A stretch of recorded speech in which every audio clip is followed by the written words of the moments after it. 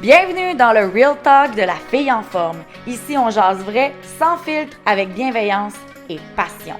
Prépare-toi à déconstruire certains mythes dans le domaine du mieux-être et à mieux comprendre ton corps. Parce que la santé optimale, c'est pas juste une question de chiffres sur une balance, c'est de l'harmonie. Une alimentation saine et équilibrée, du sport au quotidien, un système hormonal stable et surtout, un grand amour pour soi-même. Mon objectif, t'aider à bâtir une vie où tu te sens forte, énergique et bien dans ta peau, dans la joie et sans culpabilité. Prête à te transformer? C'est parti! Bon matin, bon midi, bonsoir ma belle amie, j'espère que tu vas bien. Aujourd'hui, ça va être un style d'épisode qui explique vraiment le nom qui s'appelle le Real Talk. Donc aujourd'hui, je passe pas par la d'autre qu'elle parle de... Wow! On va revenir. Aujourd'hui, je passe pas par le dos de la cuillère. Ça se dit-tu ça vraiment? Pour te dire les vraies choses. Je veux faire un épisode un peu coup de poing d'en face. Tout ça avec plein de bienveillance et d'amour. Parce que je crois que trop de gens encore à ce jour sont un peu endormis par rapport à leur mode de vie. Et donc aujourd'hui, je veux te parler de quelque chose d'assez puissant qui est le prix de rester la même.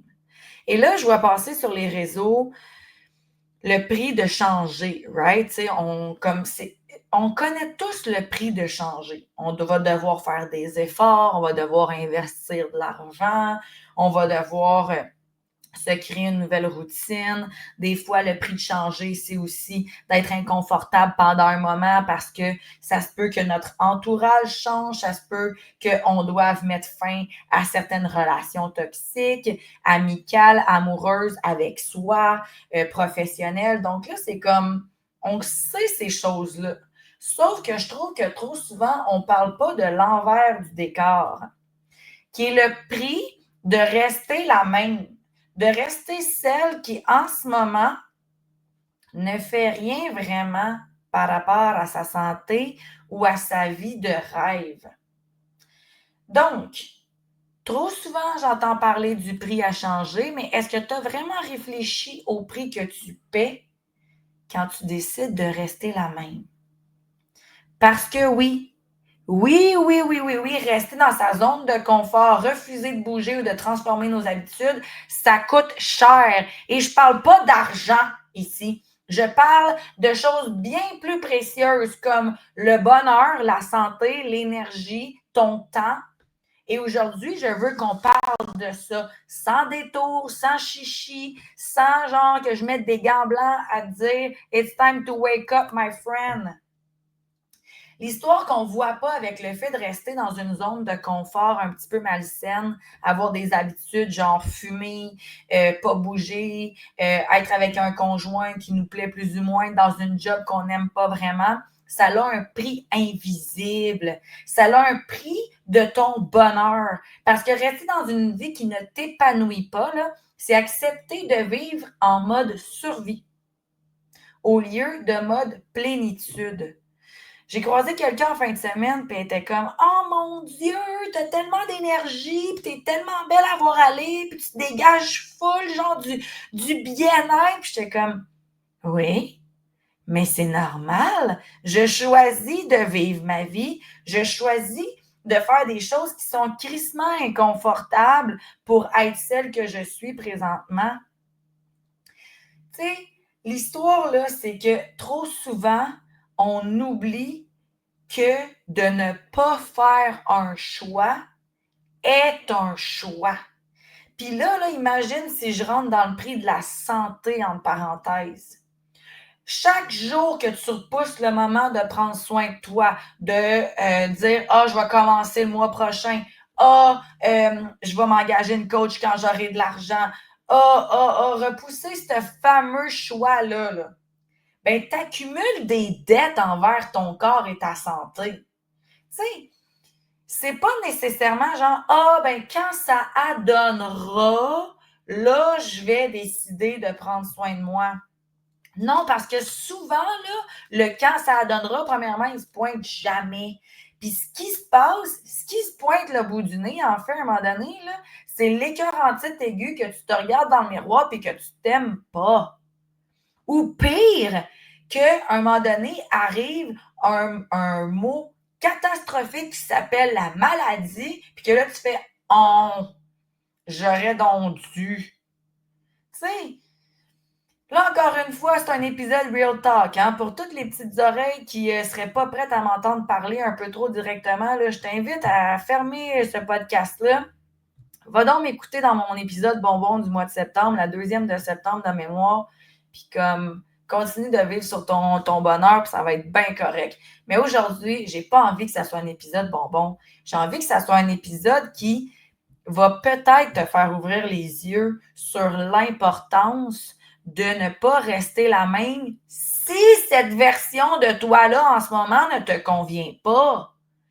Bien entendu, je ne parle pas à la personne qui glow comme un soleil dans une pièce, qui a vu le métier de ses rêves, qui est avec un amoureux respectueux, dans lesquels ils sont capables d'être eux-mêmes authentiques, vrais, une femme qui prend soin de son corps sur une base régulière, qu'elle est consciente que ce n'est pas toujours une question de motivation, mais que parfois, c'est une question de discipline. Je ne parle pas à elle, là. Pas du tout. Je parle à la personne qui est un peu tannée d'être celle qu'elle est, qu'elle trouve qu'elle ne vit pas nécessairement du power dans sa vie. Puis tout ça, là, je te demande pas de te comparer à ta voisine, puis que elle a du power, et donc moi, comment que je pourrais avoir une Mercedes, puis une Lamborghini, puis voyager? Si toi, c'est pas ça qui te tente, avoir une Mercedes, puis une Lamborghini, puis voyager, mais que c'est juste de prendre plus de temps pour faire un casse-tête, ou que c'est juste de te lever le matin puis te sentir énergique au lieu de prendre 8 cafés, bien, ça serait correct. Mais à un moment donné, il va falloir que tu prennes des décisions. Parce que rester là à faire la même chose tout le temps, puis à t'être bâti une zone de confort et une routine malsaine qui ne t'emmène pas à évoluer, ça coûte de quoi? Et là, on va juste parler d'énergie. On a parlé du bonheur, on a parlé de la santé, mais est-ce que tu comprends que ton énergie aussi, c'est extrêmement important à prendre en bout de ligne? L'inaction épuise le bassin de l'action. C'est comme l'inaction épuise notre bassin d'énergie, excuse. L'inaction nous draine.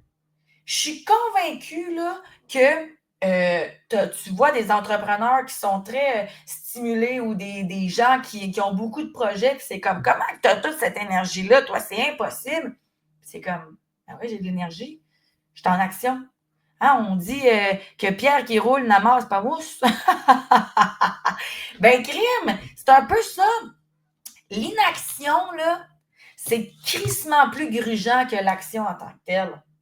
Vraiment plus. Reste assis à rien faire, ben, tu vas avoir envie de rien faire. Fait que, il faut que tu fasses attention à ça, tout ce sentiment d'énergie-là, ce qu'on dégage, le chi même. Parce que l'inaction va tôt ou tard t'emmener à une petite période de frustration. Pourquoi? Parce que ne rien faire, là, ça ne fait pas sécréter de sérotonine puis d'endorphine. Là.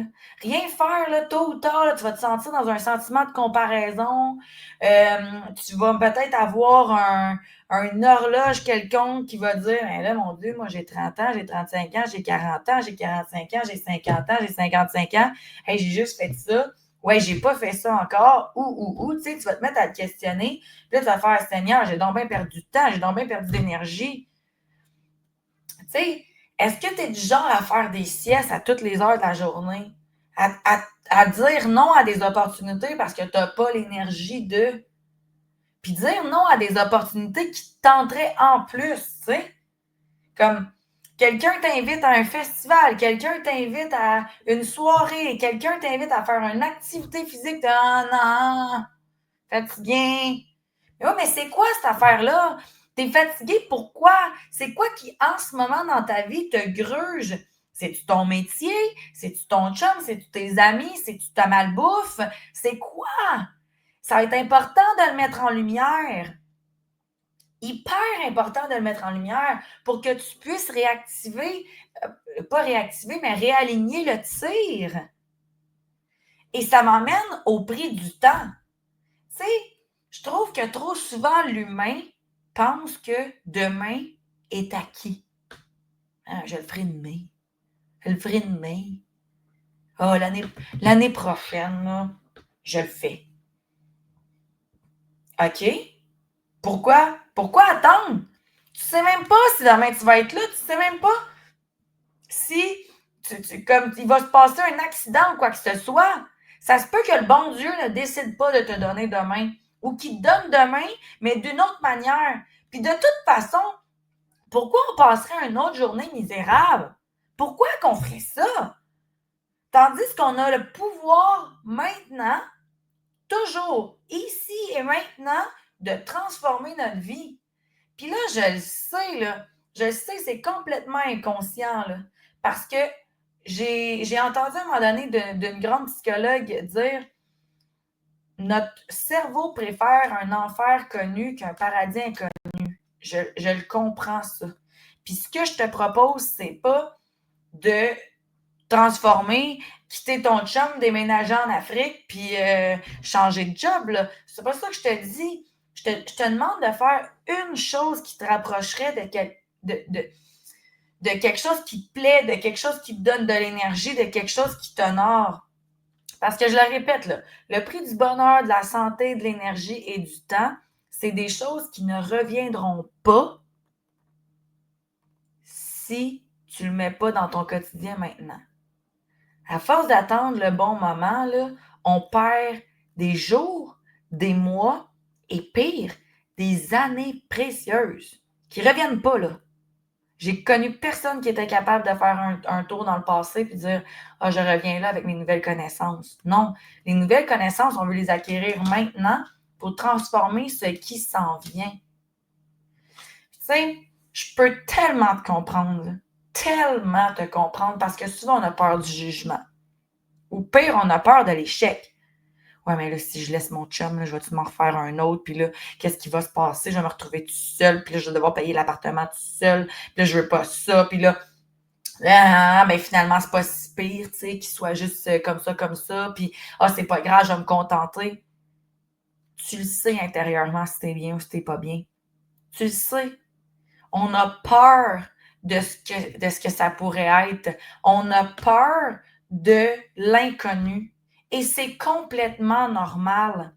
Puis le confort de ce qu'on connaît, là, même si c'est pas ce qu'on veut vraiment, là, est extrêmement sécuritaire. Et l'humain est fait pour être en sécurité. Donc, c'est totalement normal que ça soit pas intuitif, instinctif de changer. Mais je veux juste que tu te fermes les yeux l'instant d'un moment, là, puis que tu te poses la question à c'est quoi que ça me coûte de rester dans la situation actuelle? Puis, si c'est une question de confiance, que tu dis c'est pas pour moi, j'ai pas ce qu'il faut pour changer, moi j'ai tout le temps voulu devenir professeur, mais c'est pas le temps, puis c'est pas le moment, puis je serai jamais bonne, puis je suis pas capable de parler en public, devant une classe, non, non, non. OK, mais ça, là, c'est de décortiquer le rêve, puis l'emmener à des petites actions. Des petites actions qui, tôt ou tard, vont t'emmener à avoir atteint l'objectif. On ne peut jamais manger un éléphant en une journée. Jamais, jamais, jamais. Mais on peut commencer avec une petite bouchée. On peut commencer à lire sur comment cuire un éléphant. On peut commencer à trouver des recettes d'éléphants. Tu comprends? Fait qu'il y a des petites actions qui peuvent nous emmener à justement mieux comprendre que le prix qu'on paye en ce moment de rester la même est plus grand que le prix des efforts à mettre pour s'approcher de celle qu'on veut être. Tu sais, est-ce que tu veux vraiment continuer de payer de ton bonheur, de ta santé, de ton énergie, de ton temps versus un effort, un inconfort temporaire, mais avec un retour sur investissement énorme? Imagine-toi dans un an. Imagine-toi dans un an, si tu changes exactement rien à ta vie en ce moment, comment tu te sens? Puis si tu t'imagines dans un an, puis que tu fais une petite chose, peu importe soit-elle, professionnel, relationnel, personnel, physique. Comment tu te sens dans un an si tu as fait une petite chose pour te rapprocher de ça? Lequel des deux te fait un petit « Woohoo, I feel better ». Donc, de là, la question à quel prix tu es prête à payer? Celle de rester la même? Qui, donc, puis là, encore une fois, je te connais pas, là, je te parle, là, je suis dans tes oreilles en ce moment, mais je sais même pas à quoi tu ressembles, je sais même pas qu'est-ce que tu vis dans ta vie en ce moment. Fait que c'est sûr qu'on en parle de vive voix, ça va me faire plus que plaisir, mais attention de voir aussi comme quoi que c'est généralisé un peu, là. Mais si en ce moment, tu te lèves, tu te regardes dans le miroir, la première affaire que tu te dis, c'est que tu te trouves laide, que tu te trouves grosse. Puis si tu t'en vas au travail, puis t'es comme « Ah, je m'en vais travailler », puis t'as donc bien hâte au vendredi. Puis si à chaque fois que tu t'en vas te coucher le soir, t'es comme « Tabarnak qui m'énerve. Je suis plus capable. » Puis si tu rentres chez vous avec le dégoût de rentrer chez vous, puis t'es écœuré de rentrer dans ton char le matin parce qu'il fait quick, t'es-tu consciente qu'il y a quelque chose à changer? Puis là, si tu me dis « Oui, mais ça coûte de l'argent. » OK, je suis d'accord, mais rester la même va te coûter encore plus cher sur le long terme. Fait que, trouvons une solution, là. Il y a du monde qui sont partis de rien puis qui ont décidé de bâtir la vie de leur rêve, même s'il n'y avait pas une scène en banque. Inspire-toi de ces gens-là. Entoure-toi de gens qui vont te motiver à faire des petits changements, des petites actions au quotidien et donc, après ça, rayonner, vivifier, transpirer la fille merveilleuse que tu as envie d'être. Rester la même, c'est accepter de payer le prix fort pour une vie qui n'est pas alignée avec toi. Changer, c'est tough, mais rester la même, c'est encore plus coûteux. Le vrai choix ici, ma belle amie, c'est de décider quel prix tu veux investir. Celui d'un inconfort temporaire ou celui d'une vie entière à ne pas te sentir bien. Si cet épisode-là t'a shaké, si ça l'a résonné avec toi, parce que clairement, c'était pas pour tout le monde cet épisode-là, clairement, je t'invite à rentrer en communication avec moi, à dire « Mylène, ça m'a vraiment beaucoup parlé. J'aimerais ça savoir qu'est-ce que je peux faire.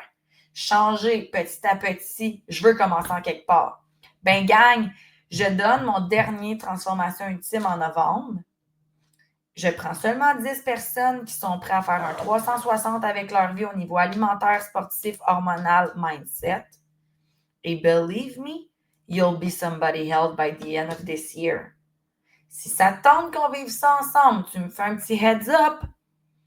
Tu t'inscris à mon prochain programme de novembre qui s'en vient bientôt. Transformation ultime, 12 semaines de coaching sur l'alimentation, le sport, les hormones, le mindset. Et ensemble, petit à petit, on va bâtir la vie de tes rêves. Tout ça en démarrant avec toi, avec ce que tu veux vraiment, avec le fait de te connaître, avec le fait de venir booster ta santé, booster ton énergie, booster ton bonheur, te donner le temps de prendre le temps. C'est ça qu'on va faire ensemble. Fait que si ça te parle de finir 2025 avec une toute autre énergie, I'm there for you, my girl. I'm there for you. Tu peux regarder dans la description de l'épisode si le programme de transformation ultime est quelque chose qui pourrait t'intéresser pour te joindre à nous. Attention, je prends seulement 10 personnes pour le programme de novembre. Je te souhaite une super belle semaine. On se revoit mercredi prochain. Bisous!